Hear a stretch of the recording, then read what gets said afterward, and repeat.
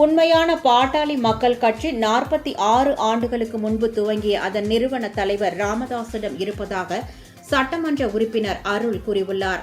சேலம் மாவட்டம் எடப்பாடி சட்டமன்ற தொகுதிக்குட்பட்ட கொங்கனாபுரத்தில் உள்ள திருமண மண்டபத்தில் பாமக நிறுவனர் ராமதாசின் ஆதரவாளர்கள் கூட்டம் சேலம் சட்டமன்ற தொகுதி உறுப்பினர் அருள் தலைமையில் நடைபெற்றது.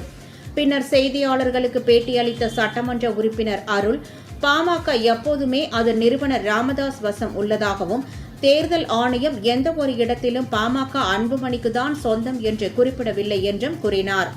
அன்புமணியை தலைவர் என்று மட்டுமே தேர்தல் ஆணையம் குறிப்பிடப்பட்டுள்ளதாகவும், அந்த தலைவர் பதவியும் தற்போது முடிவுற்று போனதாகவும் அவர் குறிப்பிட்டார்.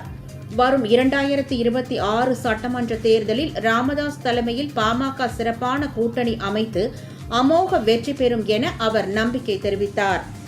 உண்மையான பாமக என்பது மருத்துவர் ஐயா அவர்கள் 46 ஆண்டுகளுக்கு முன்பு வன்னியர் சங்கம் என்ற அமைப்பை துவங்கி அதனுடைய தொடர்ச்சியாக பாட்டாளி மக்கள் என்று உருவானது.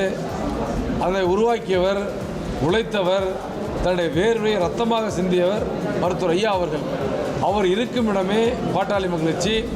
மருத்துவர் ஐயா அவர்கள் எந்த நிலையிலையும் பாட்டாளி மக்கள் கூட்டணி ஐயா தான் பேசுவார், அவரே இறுதி செய்வார்.